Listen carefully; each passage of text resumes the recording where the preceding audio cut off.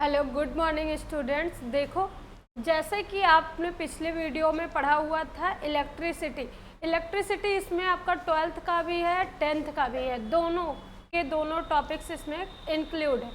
तो क्योंकि इलेक्ट्रिसिटी पर जितना भी क्वेश्चन पुटअप होता है वो सब इलेक्ट्रिसिटी में आपको बता दिया जाएगा, चाहे वो 10th लेवल का हो या 12th लेवल का हो।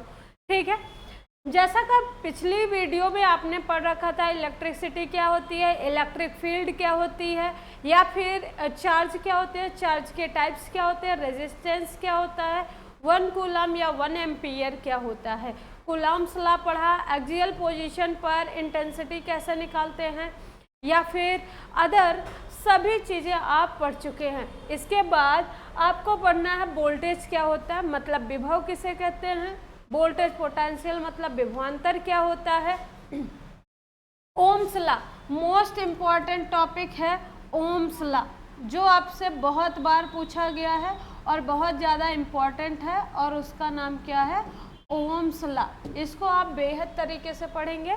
उसके बाद ये जो आपको सीरीज दिख रही है, सीरीज 2 टाइप्स में होती हैं। जो इंक्लूडिंग होता है, कनेक्टिंग होता है, वो 2 टाइप्स में किया जाता है। एक तो इक्विवेलेंट सीरीज होती है और दूसरी पैरेलल सीरीज होती है।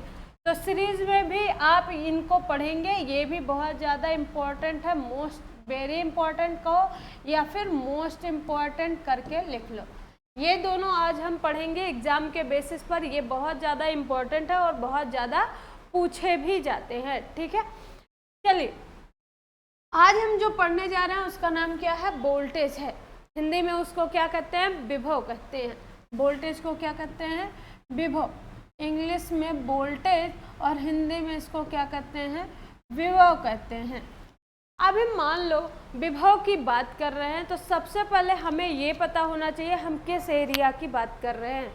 तो हमको पता है कि हम इलेक्ट्रिसिटी में पढ़ रहे हैं कि वोल्टेज क्या होता है। किस में पढ़ रहे हैं, इलेक्ट्रिसिटी में।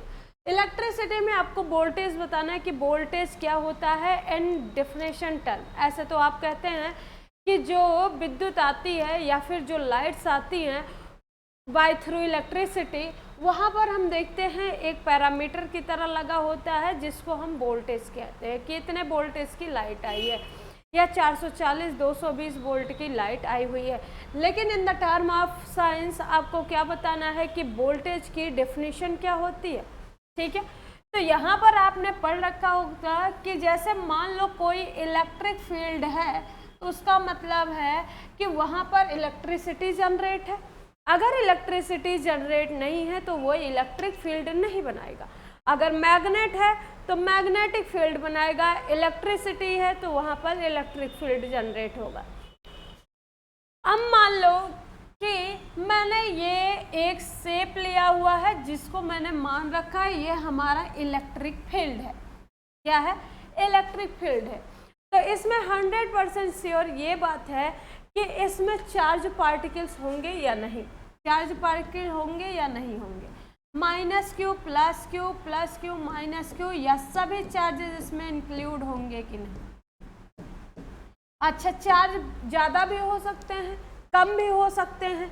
तो हम ये मान लेंगे कि एक ये क्या है, एकांक आवेश है। कैसा आवेश है, एकांक आवेश है। एकांक आवेश का मतलब क्या होता है, एक कांस्टेंट चार्ज है, या फिर जो कंफर्म नहीं है इतने चार्ज पार्टिकल्स है।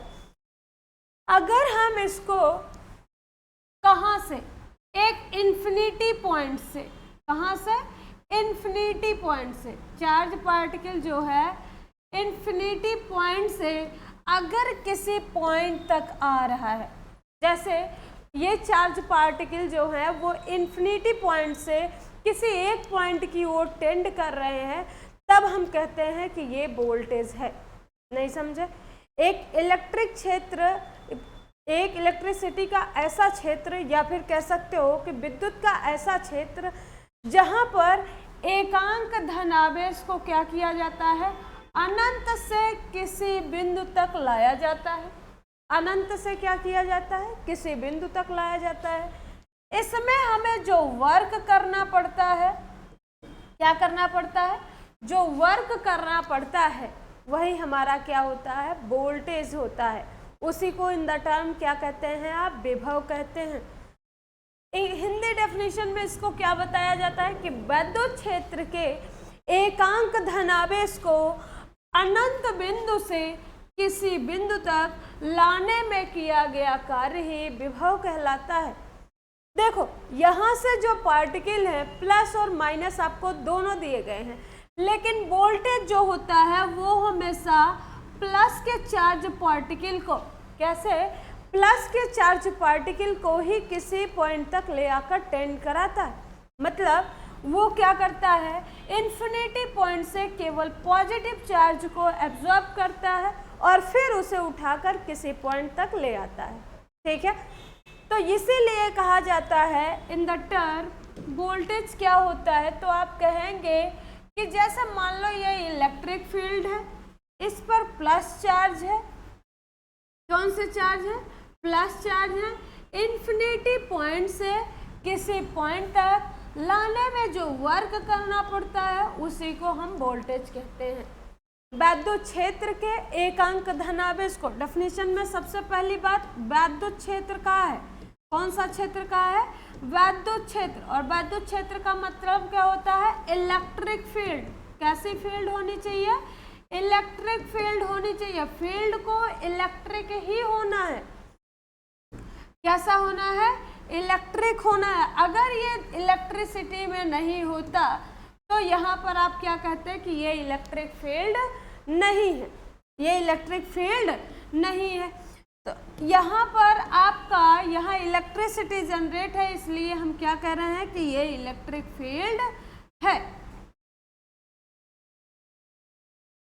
तो यहाँ पर हम कहेंगे कि वैद्युत क्षेत्र के, कहाँ के, वैद्युत क्षेत्र के एकांक धन आवेश को, कैसे आवेश को, धन आवेश को, ना कि ऋण आवेश को। मतलब हमेशा पॉजिटिव चार्ज की बात होगी। यहाँ पर चार्ज कैसा होगा, पॉजिटिव चार्ज होगा। कैसे चार्ज होगा, पॉजिटिव चार्ज। केवल पॉजिटिव चार्ज को इन्फिनिटी पॉइंट से आपको कहाँ लेके आना है, एक ऐसा पॉइंट जहां तक आप उसको फिक्स कर सकते हैं या फिर ला सकते हैं, कोई भी पॉइंट हो सकता है। तो इलेक्ट्रिक फील्ड का में कोई भी पॉजिटिव चार्ज जो कि इन्फिनिटी पॉइंट से किसी पॉइंट की ओर टेंड किया जाता है या फिर उसको लाया जाता है, तो उसमें जो वर्क डन आपको करना पड़ता हो उसी को वोल्टेज कहते हैं। कहा जाता है वैद्युत क्षेत्र के एकांक धन आवेश को अनंत बिंदु से किसी बिंदु तक लाने में किया गया कार्य ही विभव कहलाता है। विभव का जो यूनिट होता है, इसका वो कितना होता है, वोल्ट होता है। इसका यूनिट क्या होता है, वोल्ट। इसको डिफाइन किससे करते हैं, V से। It is denoted by V। Denoted by किससे, V से किया जाता है, वो भी कैपिटल। हाँ, अगर आप टर्म में देख रहे हैं तो भी आपका वोल्टेज पोटेंशियल भी होता है। तो वोल्टेज पोटेंशियल में और वोल्टेज में केवल एक ही अंतर है, जो वोल्टेज पोटेंशियल के डेफिनेशन से आपको समझ में आ जाएगी। तो ये समझ में आया कि वोल्टेज क्या होता है। वोल्टेज में प्लस के चार्ज पार्टिकल होते हैं जो इन्फिनिटी से किसी पॉइंट तक लाए जाते हैं, इन्फिनिटी पॉइंट से किसी एक पॉइंट तक लाए जाते हैं और उसमें जो वर्क डन होता है वही वोल्टेज होता है। अब हम अगर बात करें वोल्टेज पोटेंशियल की, किसकी बात कर रहे हैं, वोल्टेज पोटेंशियल की, तो वो क्या होता है, वोल्टेज पोटेंशियल का मतलब क्या होता है, विभवांतर होता है। क्या होता है, विभवांतर। तो अगर आपसे कोई पूछ रहा है कि वोल्टेज पोटेंशियल क्या होता है, तो उस टाइम पे आप क्या बताएंगे, वोल्टेज पोटेंशियल क्या है। फिर से आप एक इलेक्ट्रिक एरिया लेंगे, ऐसा काम हम कहाँ पर करेंगे, इलेक्ट्रिक एरिया में या फिर इलेक्ट्रिक फील्ड में, जहाँ इलेक्ट्रिसिटी क्या हो, जनरेट हो। वहाँ पर जनरेट ना कि अवेलेबल हो भी सकती है, जनरेट अगर नहीं हो रही है तो अवेलेबल तो होनी ही चाहिए। अगर अवेलेबल है तो भी वो इलेक्ट्रिक फील्ड है। जरूरी नहीं जहाँ पर विद्युत का उत्पादन हो वहीं पर ये क्रियाकलाप किया जाए। इसको हम कहाँ भी कर सकते हैं, जहाँ पर आप इलेक्ट्रिसिटी को अवेलेबिलिटी देख पा रहे हैं या फिर महसूस कर पा रहे हैं, वहाँ पर भी आप ये फॉर्मूला या एक्टिविटी अप्लाई कर सकते हैं। देखो वोल्टेज पोटेंशियल का मतलब क्या होता है? विभवांतर। ये कहता है कि कोई एक और दो, मतलब ए और बी, दो पॉइंट ले लो। ये पॉइंट दोनों कहाँ होने चाहिए? इलेक्ट्रिक फील्ड में। कहाँ होने चाहिए? इलेक्ट्रिक फील्ड में होने चाहिए। ये दोनों पॉइंट कहाँ होने चाहिए? इलेक्ट्रिक फील्ड में। अगर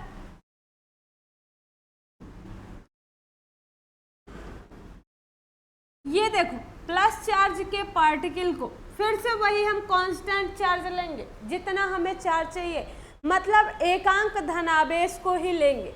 इसमें माइनस के चार्ज पार्टिकल की बात नहीं की जा रही, इसमें केवल और केवल कौन से पार्टिकल होने चाहिए? प्लस के चार्ज पार्टिकल होने चाहिए। अब अगर हम एक फिक्स पॉइंट से दूसरे फिक्स पॉइंट तक ले जा रहे हैं या दूसरे पॉइंट से पहले पॉइंट तक ले आ रहे हैं, तब उसे क्या कहते हैं? वोल्टेज पोटेंशियल कहते हैं। कहा जाता है वैद्युत क्षेत्र के एकांक धन आवेश को, कैसे आवेश को? धन आवेश को। वैद्युत क्षेत्र के एकांक धन आवेश को एक बिंदु से दूसरे बिंदु तक या दूसरे बिंदु से पहले बिंदु तक लाने में जो वर्क किया जाता है उसी को विभवांतर कहते हैं। विभवांतर किसे कहते हैं? जैसे as a definition voltage potential क्या होता है? वोल्टेज पोटेंशियल के अकॉर्डिंग हम देखते हैं कि अगर हमने कोई इलेक्ट्रिक फील्ड लिया हुआ है या फिर इलेक्ट्रिक फील्ड में ये एक्टिविटी हम शो कर रहे हैं, हमें सबसे पहले चाहिए कि ये चीज़ें हमें कहाँ दिखेंगी? इलेक्ट्रिक फील्ड में। एक इलेक्ट्रिक फील्ड है जिसमें चार्ज पार्टिकल कैसे होने चाहिए? पॉजिटिव होने चाहिए। ऑलवेज कैसे होने चाहिए? पॉजिटिव चार्ज की ही बात होगी, नेगेटिव चार्ज की बात नहीं होगी। तो इलेक्ट्रिक फील्ड में आप क्या करेंगे? अगर किसी प्लस चार्ज पार्टिकल को one point two other point लेके जा रहे हैं और वहाँ पर आपको जो वर्क डन करना पड़ रहा है उसी को वोल्टेज पोटेंशियल कहते हैं। हिंदी में सुन लो कि विभवांतर किसे कहते हैं? वैद्युत क्षेत्र के। किस क्षेत्र के? वैद्युत क्षेत्र के। वैद्युत की बात हो रही है तो वैद्युत क्षेत्र के। वैद्युत क्षेत्र के एकांक धन आवेश को, कैसे आवेश को? एकांक धन आवेश को एक बिंदु से दूसरे बिंदु तक, कहां से? एक बिंदु से दूसरे बिंदु तक ले जाने में जो कार्य करना पड़ता है उसी को वैद्युत विभवांतर कहते हैं। बात समझ में आ रही है? अच्छा, एक बात और इससे फाइनल हो जाती है कि जैसे मान लो तुम्हें एक बोरा है या फिर एक तुम्हारा खुद का स्कूल का बैग है। अगर आप अपने स्कूल बैग को अपने घर से कहाँ लेके जा रहे हैं? स्कूल लेके जा रहे हैं। एज अ वोल्टेज पोटेंशियल के डेफिनेशन में देख लीजिए कि आपका जो घर है जिसमें आप रहते हैं वो आपका है। तो अगर वो आपका नहीं भी है कोई दिक्कत नहीं, अगर आप वहाँ रह रहे हैं तो वो आप ही का है, ठीक है। वहाँ पर जहाँ आप रह रहे हैं मान लो वो आपका घर नहीं बल्कि इलेक्ट्रिक फील्ड है। क्या है? इलेक्ट्रिक फील्ड है। आप रोज स्कूल जाते हैं, आप अपने स्कूल बैग को अपने घर से उठाए और स्कूल तक गए, अपने स्कूल बैग को उठाया और स्कूल तक गए, और जो स्कूल बैग है उसके अंदर आप बुक्स के अलावा भी क्या कुछ रखते हैं? क्या उसमें बहुत ज़्यादा खाना टिफिन तो रखा ही जाता है, वो अलग की बात है। जैसे अलग मटेरियल आप रखते हैं, जैसे मान लो कूड़ा, ये सभी चीज़ें रख सकते हैं? नहीं ना। तो इसका मतलब जो आपने बुक्स रखी हुई है, जो पढ़ने के लिए रखा हुआ है, वो मटेरियल आपका पॉजिटिव चार्ज है, ठीक है। ये आपका घर है, क्या हुआ? ये आपका घर है, ठीक है। यहाँ आपका घर है और यहाँ से आपने एक स्कूल बैग लिया हुआ है जिसमें प्लस के चार्ज पार्टिकल हैं और फिर आप इसे स्कूल तक ले जा रहे हैं। कहाँ तक? ये आपके होम से कहाँ तक ले जा रहे हैं आप? इसको कॉलेज या स्कूल तक ले जा रहे हैं, ठीक है। स्कूल तक इस बैग को ले के जा रहे हैं और आपका घर कैसा है? इलेक्ट्रिक फील्ड है। कैसा है? इलेक्ट्रिक फील्ड है। तो विद्युत क्षेत्र के घर से जा रहे हैं, क्या लेके जा रहे हैं? आवेश को लेके जा रहे हैं और कहाँ तक जा रहे हैं? स्कूल तक जा रहे हैं। इसका मतलब है कि आपने इलेक्ट्रिक फील्ड से, कहाँ से? इलेक्ट्रिक फील्ड से पॉजिटिव चार्ज को लिया। इलेक्ट्रिक फील्ड से कहाँ से? इलेक्ट्रिक फील्ड से पॉजिटिव चार्ज को लिया और फिर वहाँ से आप एक पॉइंट से दूसरे पॉइंट तक गए, मतलब घर से आप स्कूल गए तो पॉजिटिव चार्ज लेके ही जा रहे हैं ना, तो यहाँ से वहाँ तक जाने में आपको उस बैग को उठाकर ले जाने में क्या कार्य नहीं करना पड़ता? क्या आप थकते नहीं हैं? थक जाते हैं। तो इसका मतलब जो आप कार्य कर रहे हैं वो आपका किसके अकॉर्डिंग आपको इंक्लूडिंग मिल रहा है? वोल्टेज पोटेंशियल के। वही क्या होता है? वोल्टेज पोटेंशियल होता है। आई होप आपको ये क्या होगा, समझ में भी आया होगा और आप इसको अब डेफिनेशन के अकॉर्डिंग बना भी लेंगे। समझ में आ रहा है? किसी चीज़ को रटा नहीं जाता, रटने पर क्या होगा कि 2 दिन 4 दिन याद रहेगा, उसके बाद आप भूल जाएंगे। आप भूल जाएंगे तो एग्जाम में फिर से आपको रटना पड़ेगा। आपको ऐसे डेफिनेशंस मेजर करने हैं, ऐसे डेफिनेशंस बनाने हैं जिससे आपको क्या हो, हर बातें क्लियरली समझ में आ जाए और वो भूलने वाली बातें ना हो। समझ में आ रहा है? तो वोल्टेज पोटेंशियल की बातें आप समझ गए। जैसे आपने अपने घर को इलेक्ट्रिक फील्ड मान रखा है, बैग को, स्कूल बैग को पॉजिटिव चार्ज, तो आप अपने घर से स्कूल बैग को कहाँ ले जा रहे हैं? स्कूल तक ले जा रहे हैं, तो आप पॉजिटिव चार्ज को 1 पॉइंट टू अदर पॉइंट ले जा रहे हैं, तो इसमें आपको कार्य करना ही पड़ता है, जिसे ही वोल्टेज पोटेंशियल कहेंगे। समझ में आया? तो इलेक्ट्रिक फील्ड होना चाहिए, 1 पॉइंट टू अदर पॉइंट। कौन सा चार्ज जाएगा? सिर्फ पॉजिटिव चार्ज जाएगा, निगेटिव चार्ज नहीं जाएगा, क्योंकि वो कहता है वैद्युत क्षेत्र के एकांक धनावेश को एक बिंदु से दूसरे बिंदु तक ले जाने में किया गया कार्य ही विभवांतर कहलाता है। ठीक है, अब यहाँ पर विभवांतर को भी किससे डिनोट करते हैं? कैपिटल भी से। Voltage potential is denoted by, voltage potential is denoted by, voltage potential is denoted by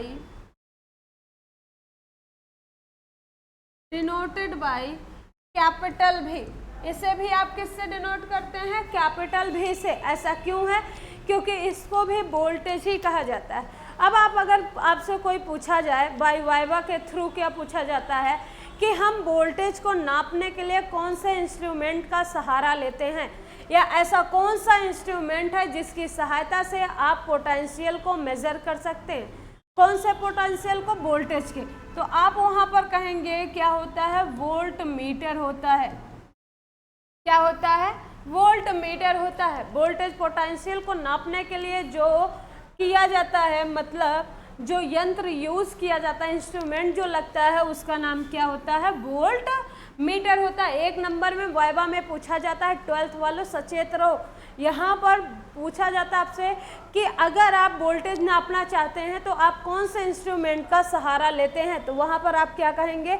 हम वोल्ट मीटर का सहारा लेते हैं। कौन से? वोल्ट मीटर को। अगर आपसे पूछा जाए कि करंट मापने के लिए किसका सहारा लेते हैं, कौन सा इंस्ट्रूमेंट का, तो वहाँ पर आप क्या बताएंगे? अमीटर का सहारा लेते हैं। बात क्लियर हो रही है? वोल्टेज पोटेंशियल को V से डिनोट किया जाता है। अब आते हैं इसके फॉर्मूले की बात करते हैं, चाहे वो वोल्टेज हो या वोल्टेज पोटेंशियल हो, वोल्टेज हो या फिर वोल्टेज पोटेंशियल हो, इसका फॉर्मूला क्या होता है? तो वोल्टेज में भी आपको क्या बताया गया कि ये इन्फिनिटी पॉइंट से किसी चार्ज पार्टिकल को 1 पॉइंट टू अदर पॉइंट लेके आता है। इन्फिनिटी पॉइंट से 1 पॉइंट पर या फिर किसी एक फिक्स पॉइंट पर लेके आता है। क्या बात समझ रहे हैं? तो इसका मतलब इसमें जो वर्क करना पड़ता है किसके लिए? चार्ज को लाने के लिए, वही आपका क्या हो जाता है? वोल्टेज हो जाता है। मतलब आप इसको ये भी लिख सकते हैं, V is equal to W/Q। V is equal to क्या लिख सकते हैं? W/Q लिख सकते हैं। ये इसका फॉर्मूला होता है वोल्टेज का। वोल्टेज का फॉर्मूला आपको समझ में आ रहा है? अब इसके बाद आती है बात वोल्टेज पोटेंशियल की। किसकी बात आ रही है? वोल्टेज पोटेंशियल की। तो इसकी डेफिनेशन तो आपको बता ही दी गई है। तो इसका फॉर्मूला क्या बनेगा? देखो, इसमें 1 पॉइंट टू अदर पॉइंट लेके जाते हैं, इसका लास्ट पॉइंट इन्फिनिटी नहीं होता है। देखो, पोटेंशियल में आप क्या देखते हैं कि ये एक बिंदु से दूसरे बिंदु तक लेके जाता है। बात समझ में आ रही है? तो इसका मतलब है कि VA minus VB, VA minus VB 1 point two other point हो जाता है, इज इक्वल टू W/Q हो जाता है। इसका फॉर्मूला है ये विभवांतर का। ये किसका फॉर्मूला है? विभवांतर का, भी का। अब यहाँ पर देखिएगा VA minus VB is equal to W upon Q दिया गया है। अब आपसे यूनिट पूछ ले कि यूनिट क्या होता है वोल्टेज का, तो एक तो आप साधारण तौर पर जानते हैं इसकी यूनिट क्या होती है? वोल्ट होती है। यूनिट क्या होती है? वोल्ट होती है। ये एक बात तो आप समझ जाते हैं कि वोल्टेज पोटेंशियल की जो यूनिट होती है वो वोल्ट होती है। लेकिन अगर दूसरी यूनिट, अदर यूनिट पूछी जा रही है, तो आप वर्क को जूल में मेजर करते हैं। किस में? जूल में। और चार्ज को किस में? कूलाम में। किस में? कूलाम में। ठीक है, चार्ज को किससे? अगर आप आधा भी लिखेंगे तो कोई दिक्कत नहीं है, कूलाम C से लिखिए और इसको जूल को किससे लिखिए? J से लिखिए। जूल को किससे लिखेंगे? J से लिखेंगे। तो यहाँ पर देखिए इसकी जो दूसरी यूनिट बनेगी वो जूल प्रति कूलाम बनेगी। जूल प्रति कूलाम क्या बनेगी? जूल प्रति कूलाम। इसका और भी यूनिट आप निकाल सकते हैं जैसा आपको बताया गया है। W बराबर F into d upon Q हो जाएगा। एक तो और भी होता है, अथवा करके आप क्या कर सकते हैं, जैसे अगर आपको निकालना है इसकी यूनिट तो आप क्या करेंगे? देखो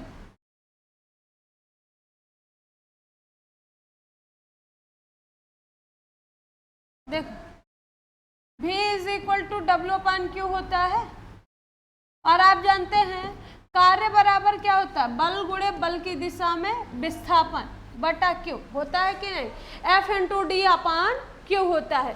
तो यहाँ पर देखिए V is equal to force का यूनिट क्या होता है? न्यूटन। और डिस्टेंस का यूनिट क्या होता है? मीटर। और आवेश का क्या होता है? I into t. यहाँ पर Q is equal to I into t लिख सकते हो। क्या लिख सकते हो? I इंटू टी लिख सकते हो। तो यहाँ पर क्या हो जाएगा? Ampere into second. तो इसका अन्य मात्रक, कहने का मतलब दूसरी यूनिट क्या हो गई?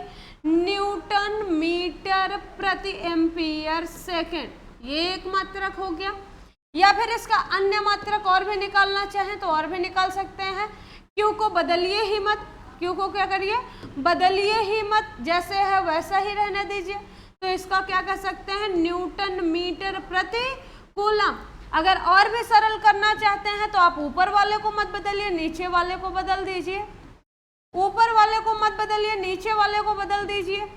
क्या करेंगे हम? W को W ही रहने देंगे, Q को I इंटू टी कर देंगे। अब कार्य का मात्रक क्या होता है? जूल होता है। धारा का मात्रक एम्पियर गुणे समय का मात्रक क्या होता है? सेकेंड। तो इसका अन्य मात्रक और क्या निकलेगा? जूल प्रति एम्पियर सेकेंड। अगर आपको इसमें से कोई भी मात्रक आपसे यूनिट में दे रखा है तो आप निकाल के बता सकते हैं कि ये यूनिट है। ये मल्टीपल चॉइस क्वेश्चन बहुत बनते हैं इससे। जैसे आपको एक पता होता है वोल्ट, इसके बाद आप भूल जाते हैं कि कौन सा यूनिट किसका है।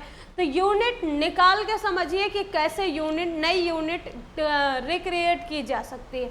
तो देखो इसकी कितनी यूनिट बनी? 1 2 3 4 5 यूनिट्स बन चुकी हैं। अगर और आप करना चाहें इसके आगे भी तो आप इसको और भी चेंज कर सकते हैं। बात समझ में आ रही है? तो चलिए अब अगला पॉइंट चलते हैं। ये सभी क्लियर हो गया ना? विभव और विभवांतर क्वांटिटी के आधार पर क्या है?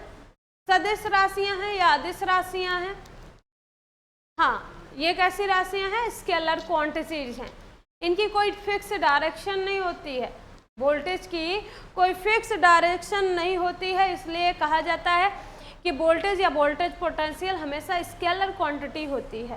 ठीक है, अब आज बात करते हैं आगे कि ओम्स लॉ क्या होता है। क्या बात करेंगे? ओम्स लॉ क्या होता है।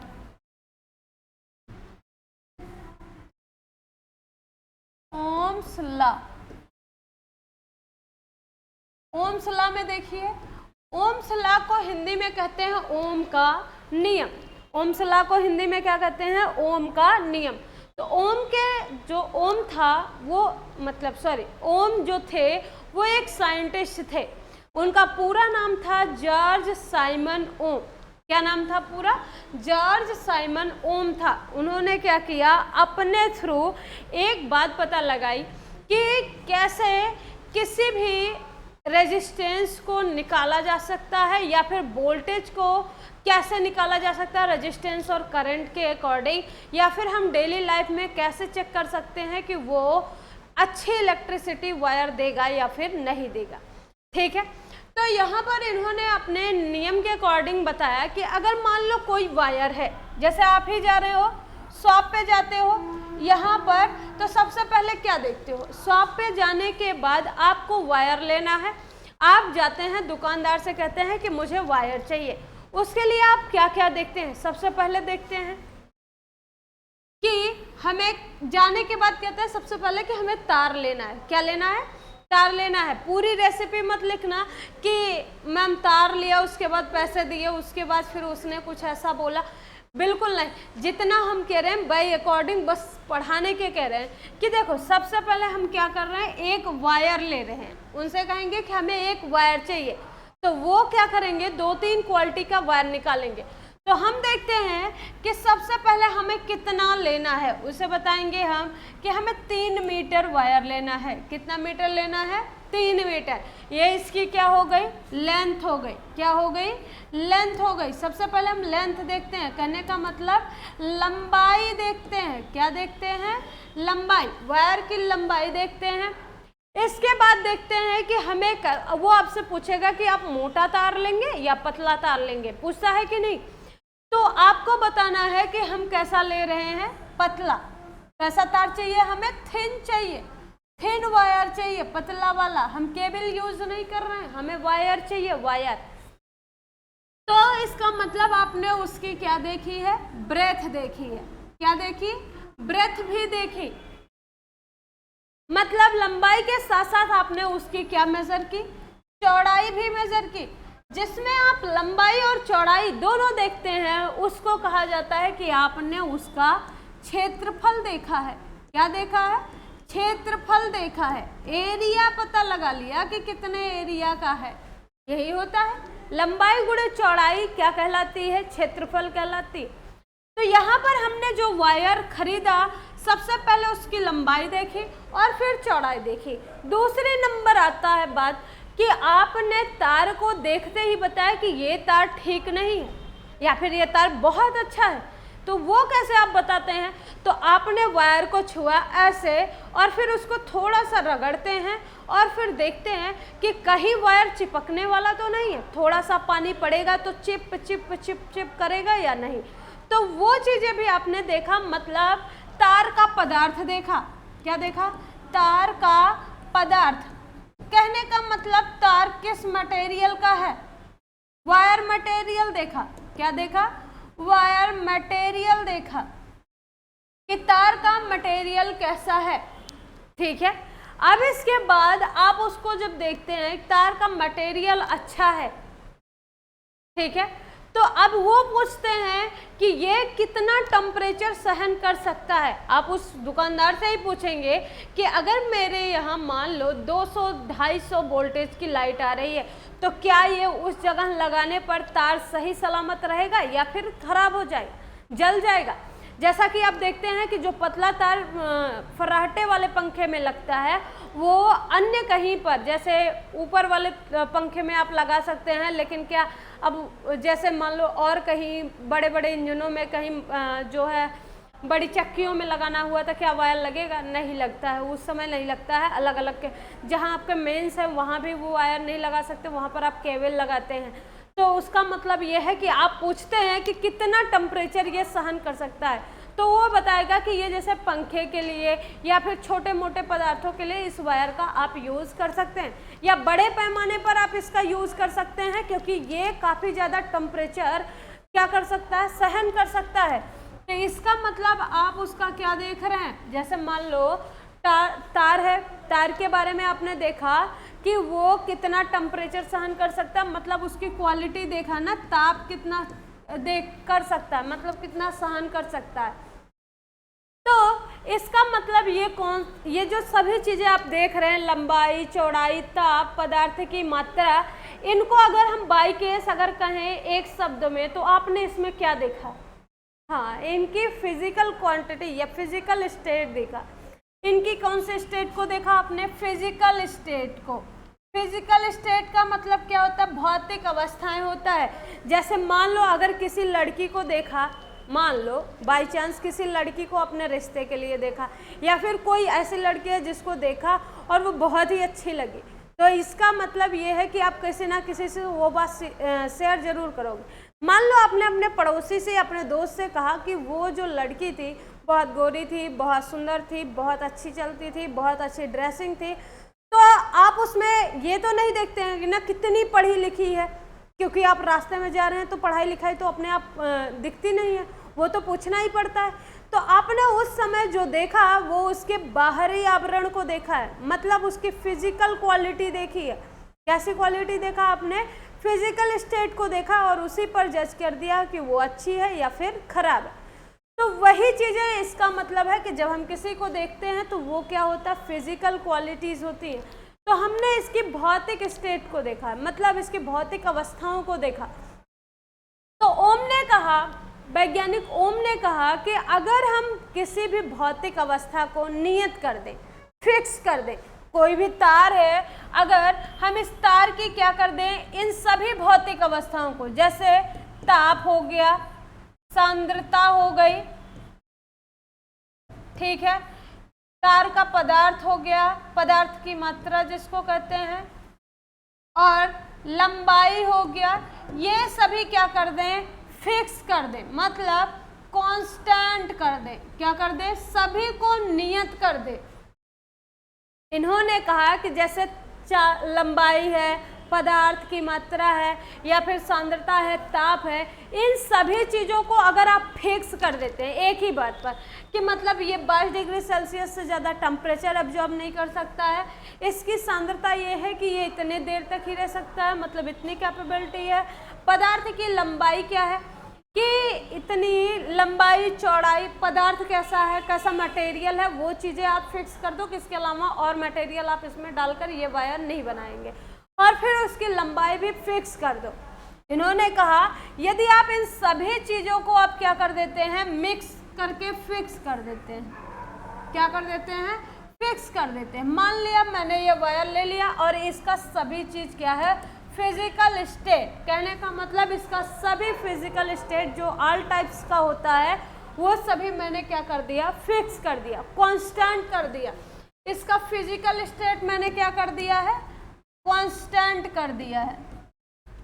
फिजिकल स्टेट को यदि आप कांस्टेंट कर दे रहे हैं, ओम ने कहा कि अगर आप इसके फिजिकल स्टेट को मतलब भौतिक अवस्थाओं को नियत कर देते हैं तो इनके चालक जो है, ये चालक तार जो है, इसके सिरों के बीच जो विभवांतर क्रिएट होगा ना, इसके सिरों के बीच जो विभवांतर उत्पन्न होगा वो हमेशा धारा के अनुक्रमानुपाती होगा।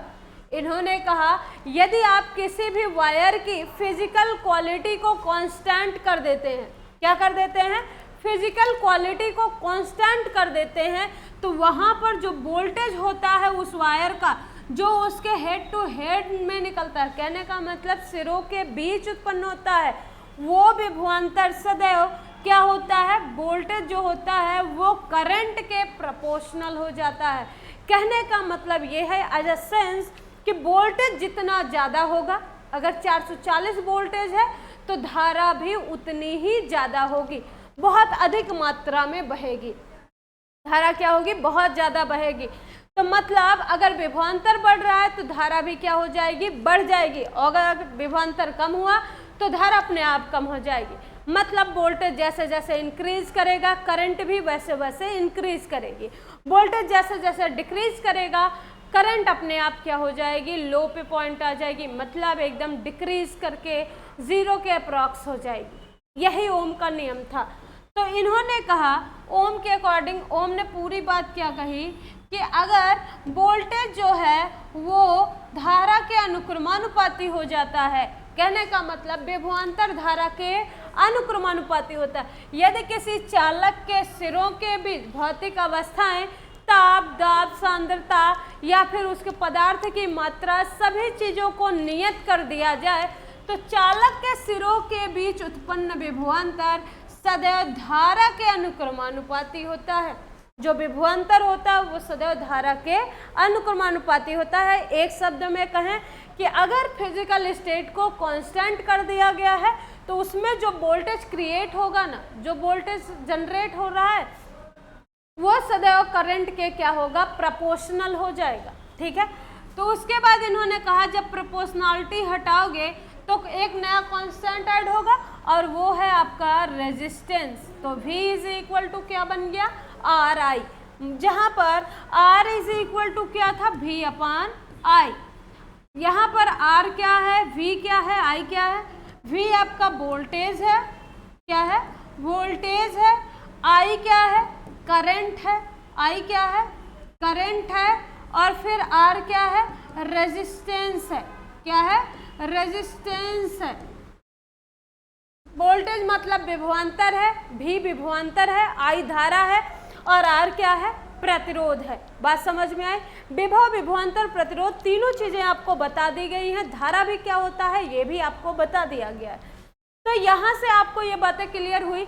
ओम ने सिर्फ इतना ही कहा था कि अगर फिजिकल स्टेट को कांस्टेंट करोगे 100% है, किसी भी वायर का, किसी भी चालक तार का अगर फिजिकल स्टेट जो है वो कांस्टेंट कर देते हो तो फट से उसमें जो वोल्टेज क्रिएट होगा वो ऑलवेज करंट के क्या होगा, प्रोपोर्शनल होगा। मतलब वोल्टेज जैसे बढ़ेगा करंट वैसे ही बढ़ जाएगी, वोल्टेज कम होगा करंट अपने आप क्या हो जाएगी, कम हो जाएगी। और इन्होंने कहा कि जब प्रोपोर्शनलिटी हटती है तो एक नया कांस्टेंट ऐड हो जाता है। वो कांस्टेंट क्या है, रेजिस्टेंस है। तो resistance is equal to V upon I. ये ओम्स लॉ का फॉर्मूला है। यही क्या है, ओम्स लॉ का फॉर्मूला है और ये इसके डिनोशन के संपूर्ण नाम है। और इसके बाद आपको क्या बताया जा रहा है कि जैसा मान लो अब आपसे कोई पूछा कि रेजिस्टेंस क्या होता है तो आपने बता रखा है मैंने आपको कि जो करंट के अगेंस्ट होता है, जो फाइटिंग करके करंट के अगेंस्ट हो जाए वही क्या होता है, रेजिस्टेंस होता है। रेजिस्टेंस का मतलब क्या होता है कि धारा के मार्ग में अवरोध उत्पन्न करता है। धारा के मार्ग में क्या करता है, अवरोध उत्पन्न करता है, तो उसे ही क्या कहते हैं, प्रतिरोध कहते हैं। बात समझ में आए। हाँ, एक बात और कि मैंने अभी बताया ना कि रेजिस्टेंस के बारे में किसने बताया था, जॉर्ज साइमन ओम ने। इसलिए रेजिस्टेंस की जो यूनिट रखी गई वो क्या रखा गया, ओम बताया गया। क्या बताया गया, रेजिस्टेंस की यूनिट ओम है। एसआई यूनिट की बात कर रहे हैं। कौन सी यूनिट की बात कर रहे हैं, एसआई यूनिट। जितने भी आपको बताए गए होंगे फॉर्मूला, जितने भी नए नए प्रिंसिपल्स हुए हैं वो सभी बताए गए हैं, तो सबकी एसआई यूनिट आपको क्या दिखी है, उसी के वैज्ञानिक के नाम पर वो कांस्टेंट की यूनिट बनाई गई है। ठीक है, एक तो ये यूनिट हो गई कि इसको ओम, और लिखते कैसे हैं ओम को, कुछ इस साइन में, ऐसा साइन बनाया जाता है। ओम का साइन यही है। ओम को डिनोट करने के लिए चाहे आप ओम लिखिए, चाहे हिंदी में आप ओम लिखिए, चाहे इंग्लिश में OHM लिखिए, आप तीनों में से कोई भी ओम लिख सकते हैं। ठीक है, अब इसके बाद आता है कि रेजिस्टेंस का दूसरा मात्रक क्या होता है। जैसे R इज इक्वल टू अगर V अपान आई है तो सेकेंड यूनिट इसकी क्या होती है, इसकी सेकेंड यूनिट होती है, देखो कैसे निकालेंगे, second unit R is equal to क्या होता है, V अपान आई होता है। तो R का मतलब रेजिस्टेंस और V का मतलब क्या है, वोल्टेज, और वोल्टेज का मात्रक क्या होता है, वोल्ट होता है, अपन करंट का मात्रक क्या होता है, एम्पियर होता है। तो इसका मतलब ये है कि रेजिस्टेंस का जो यूनिट आता है वो क्या होता है, वोल्ट प्रति मीटर, वोल्ट प्रति एम्पियर, सॉरी वोल्ट प्रति एम्पियर होता है। इसकी दूसरी यूनिट बनी वो क्या बनी, वोल्ट प्रति एम्पियर बनी। ठीक है, ये ओम्स लॉ था और ओम्स लॉ के डिनोशन से इसका जो क्या बोलते हैं, इसकी जो सरल रेखा प्राप्त होती है, ग्राफ जो होता है वो आपको अगले चैप्टर मतलब आगे के वीडियोस में बताया जाएगा। तभी तक हम क्या देख लेते हैं, सीरीज कनेक्शन भी आपको बाद में बताया जाएगा। अभी आप ओम्स लॉ पढ़िए। ठीक है, इसके बाद आपको सीरीज बता देते हैं, सीरीज के बाद आपको ये डिफाइन करवाया जाए। ठीक है, सीरीज क्या होती है, सीरीज का मतलब क्या होता है, श्रेणी। सीरीज का मतलब क्या होता है, श्रेणी। श्रेणी का मतलब क्या होता है कि जैसे हम अरेंजमेंट करते हैं एक सीध में, किसी भी चीज़ को अरेंजमेंट करना बाय ऑर्डर, वो क्या होता है, सीरीज होता है, श्रेणी होती है। तो आपको मैंने कहा कि दो प्रकार की श्रेणी होती है, एक इक्विवेलेंट इक्विवेलेंट सीरीज होती है और दूसरी क्या होती है, पैरेलल सीरीज होती है। क्या होती है, पैरेलल सीरीज होती है। ठीक है, सीरीज कितने टाइप्स की होती हैं, दो टाइप्स की होती हैं, एक इक्विवेलेंट सीरीज होती है और दूसरी पैरेलल सीरीज होती है। हिंदी मीडियम वाले ध्यान दें, एक श्रेणी क्रम संयोजन होता है जो प्रतिरोधों को, ये किसके लिए सीरीज किया गया है, रेजिस्टेंस के लिए। किसके लिए ये सीरीज बनाई गई है, रेजिस्टेंस के लिए, प्रतिरोधों को जोड़ने के लिए ही संयोजन बनाया गया है। तो प्रतिरोधों को जोड़ने का, जैसे मान लो एक से ज़्यादा किसी में प्रतिरोध लगाने हैं, जैसे कोई सर्किट है उसमें हमें एक रेजिस्टेंस नहीं 2-3 की ज़रूरत है, तो अगर 2-3 लगाना है तो उसके लिए हम कैसे लगाएं कि हमारा परिपथ भी ना दगे और हमें आसानी से क्या हो जाए, करंट अच्छे से मिल जाए। तो उसके लिए इन्होंने कहा दो सीरीज होती हैं, एक इक्विवेलेंट सीरीज होती है और दूसरी क्या होती है, पैरेलल सीरीज। एक को कहते हैं श्रेणी क्रम संयोजन और दूसरे को कहते हैं समांतर क्रम संयोजन। मतलब प्रतिरोधों को दो प्रकार से जोड़ सकते हैं, एक तो आप श्रेणी में जोड़ सकते हैं और दूसरा आप क्या कर सकते हैं, समांतर क्रम में संयोजित कर सकते हैं। अगर आपसे श्रेणी क्रम मतलब इक्विवेलेंट पूछा जाए, कौन सा पूछा जाए, इक्विवेलेंट सीरीज पूछा जाए, तो आप क्या बताएंगे। इक्विवेलेंट सीरीज में आप क्या देखते हैं कि जैसे मान लो 3 रेजिस्टेंस है, 1 2 3, इसमें कितने रेजिस्टेंस है, 3 रेजिस्टेंस है।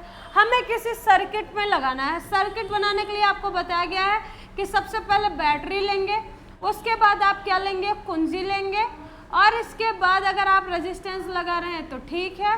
इसके बाद क्या होगा, रेजिस्टेंस लगाने के बाद आप धारा नियंत्रक भी लगा सकते हैं, अगर नहीं मन है तो आप ना भी लगाइए। अगर अमीटर कहीं लगाने का मन है तो अमीटर लगा सकते हैं। ये एक क्या होता है, ये नॉर्मल सर्किट है। आपको जो पहले सर्किट बताई गई थी वो रियल सर्किट थी और ये नॉर्मल सर्किट है। इन्होंने कहा इक्विवेलेंट सीरीज में कि मान लो आपके पास 3 या 4 या 5 जितने भी रेजिस्टेंस आप ले सकते हो, 1 भी 1 नहीं 2 से ज़्यादा हो सकता है, कम नहीं हो सकता। अगर एक ही ले रहे हो तो उससे समझ नहीं आता, उससे कोई संयोजन करने का मतलब ही नहीं होता कि आप श्रेणी में कर रहे हो या समांतर में, क्योंकि एक का कोई मतलब नहीं होता है। तो आप 2 लीजिए या 2 से अधिक लीजिए। तो हमने क्या किया, यहाँ पर 3 प्रतिरोध लिए हैं। कितने रेजिस्टेंस है, 3 रेजिस्टेंस है। ये पहला रेजिस्टेंस, ये दूसरा और ये तीसरा। इन्होंने कहा जैसे मान लो इसको श्रेणी क्रम में संयोजित करना है, इस प्रतिरोध को हमें किस क्रम में लगाना है, श्रेणी क्रम में लगाना है। तो आप देखिए प्रतिरोध के 2 सिरे हैं, एक पहला, ये दूसरा, ये पहला, ये दूसरा, ये पहला सिरा और ये क्या है, दूसरा सिरा है।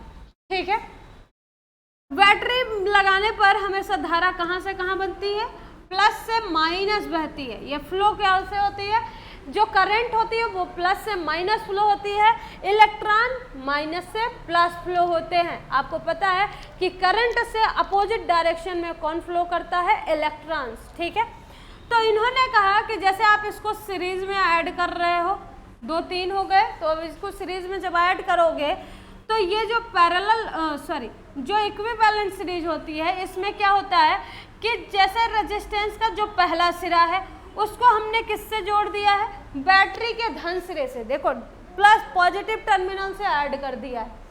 जो फर्स्ट रेजिस्टेंस है उसका फर्स्ट जो हेड है, कहने का मतलब इसका जो A1 साइड है उसको मैंने क्या कर दिया, रेजिस्टेंस के पॉजिटिव टर्मिनल से जोड़ दिया। और जो सेकेंड टर्मिनल था इसका, जो दूसरा छोर था, जो साइड था सेकेंड वाला, उसको दूसरे प्रतिरोध के पहले सिरे से जोड़ दिया है। फिर दूसरे प्रतिरोध का दूसरा सिरा तीसरे प्रतिरोध के पहले सिरे से जोड़ दिया है। बात समझ में आ रही है। इन्होंने कहा कि अगर आप श्रेणी क्रम संयोजन कर रहे हैं तो आप अगर 2-3 प्रतिरोध ले लिए, मान लो ये R1 हो गया, ये R2 हो गया, ये क्या हो गया, R3, मैंने 3 प्रतिरोधों को लिया और तीनों प्रतिरोधों को इस प्रकार व्यवस्थित किया कि पहले प्रतिरोध का, कैसे प्रतिरोध का, पहले प्रतिरोध का पहला सिरा बैटरी के धन सिरे से जोड़ देते हैं, पहले प्रतिरोध का पहला सिरा बैटरी के धन सिरे से जोड़ देते हैं और पहले प्रतिरोध का जो दूसरा सिरा है कौन सा सिरा? दूसरा सिरा दूसरे प्रतिरोध के पहले सिरे से जोड़ देते हैं। दूसरे प्रतिरोध के किस सिरे से? पहले सिरे से जोड़ देते हैं। और दूसरे प्रतिरोध का जो दूसरा सिरा है वो तीसरे प्रतिरोध के किस सिरे से जोड़ देते हैं? पहले सिरे से जोड़ देते हैं। और तीसरे प्रतिरोध का जो दूसरा सिरा है उसको बैटरी के ऋण सिरे से, कहने का मतलब निगेटिव टर्मिनल से जोड़ देते हैं। यही श्रेणी क्रम संयोजन। बात क्लियर हुई?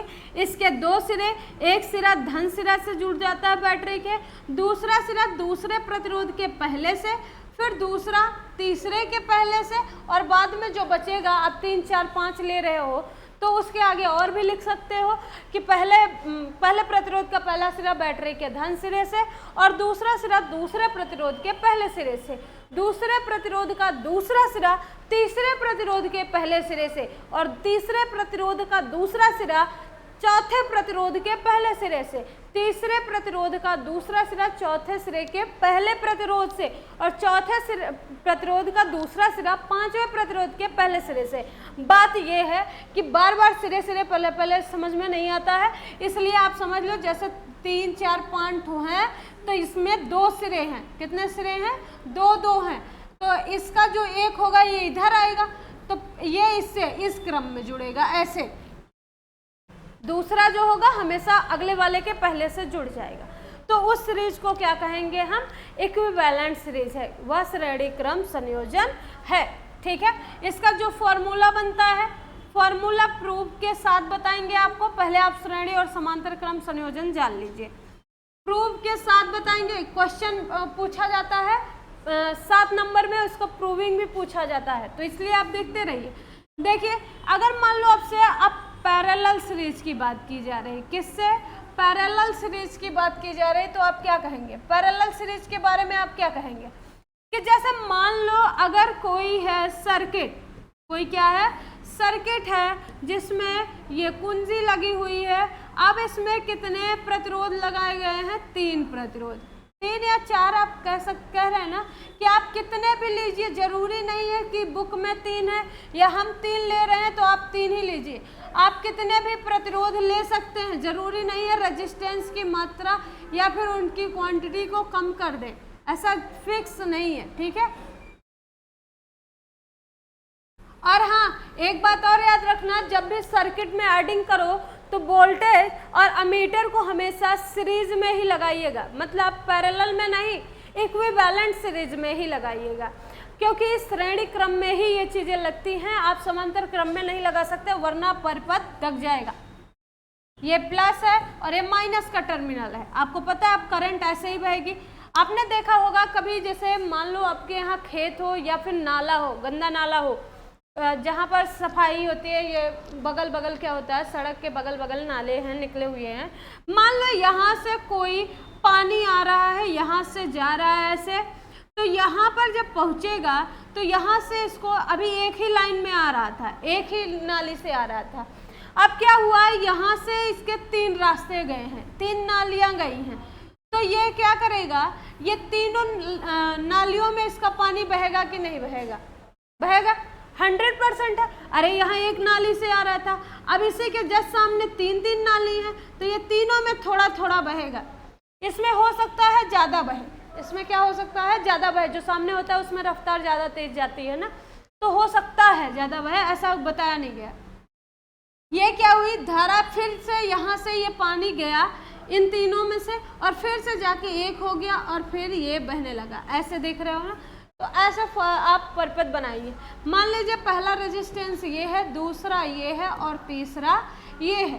तो इसका जो पैरेलल सीरीज होता है वो कैसे बनाया जाता है? देखो, इसमें सबसे पहले आपने कितने रेजिस्टेंस लिए हुए हैं? 3। तो आप लिखेंगे माना 3 प्रतिरोध R1, R2 व R3 है। R1 प्रतिरोध का ये पहला सिरा, ये दूसरा सिरा, पहला सिरा, दूसरा सिरा, पहला सिरा, दूसरा सिरा। अब इसमें तीनों प्रतिरोध के पहले सिरे या दूसरे सिरे को बिंदु A से बिंदु B तक जोड़ा गया है। इनको तीनों को अलग अलग टर्मिनलों से क्या कर दिया जाता है? जोड़ दिया जाता है। पहले प्रतिरोध को पहले सिरे से, दूसरे प्रतिरोध को दूसरे सिरे से, तीसरे प्रतिरोध को तीसरे सिरे से जोड़ दिया गया है और फिर तीनों को इकट्ठा कर दिया गया है। इसमें ये एक दूसरे से कनेक्टेड नहीं होते हैं, एक दूसरे के सीध में ऊपर नीचे होते हैं, तब उसे कहा जाता है कि ये समांतर क्रम संयोजन है या पैरेलल सीरीज में है। ठीक है, ये 3 प्रतिरोध थे। और जैसे मान लो आपसे कोई पूछ रहा है वो समझ में आया ना कि पैरेलल सीरीज में कैसे रेजिस्टेंस को जोड़ते हैं, ऊपर नीचे जोड़ते हैं। फार्मूला जो है उसमें इसमें क्या होता है, जो पैरेलल सीरीज अभी बनाया हुआ था इसमें देखो जो वोल्टेज है, जो वोल्टेज होता है वो एक जैसा ही होता है, सभी के लिए वोल्टेज एक समान होता है, तीनों के लिए, इसके लिए भी, इसके लिए भी, इसके लिए वोल्टेज तो एक जैसा ही रहेगा, लेकिन धाराएं अलग अलग हो सकती हैं। यहाँ हो सकता है ज़्यादा पानी, यहाँ कम, यहाँ पर कम हो सकता है। ये चीज़ें आप देख चुके हैं ना, जैसे मान लो अगर पानी डालते हैं आप तो कहीं ज़्यादा कहीं कम हो जाता है ना, तो इसीलिए बताया गया कि इसमें कुछ धारा बहेगी, इसमें दूसरी धारा और इसमें तीसरी धारा बहेगी, लेकिन सभी के लिए वोल्टेज जो होगा वो क्या होगा, सेम होगा। वोल्टेज सेम होगा पर धारा क्या होगी, कम होगी, कम ज़्यादा हो सकती है। और इसमें क्या होता है, इसमें करंट समान होता है, एक जैसा होता है, पर वोल्टेज एक जैसा नहीं होता है। ये V2 है, ये V1 है, ये V3 है। ठीक है, तो इसमें वोल्टेज जो होता है वो अलग अलग होता है और करंट एक जैसी होती है।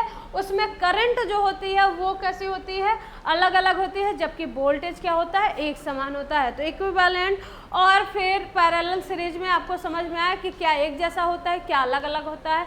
दोनों सीरीज के फिगर आपको समझा दिए गए हैं, कल इसका प्रूविंग भी आपको बता दिया जाएगा और ओम्स लॉ का जो सत्यापन है वो भी आपको बता दिया जाएगा, कैसे क्रिएट किया जाता है। ठीक है।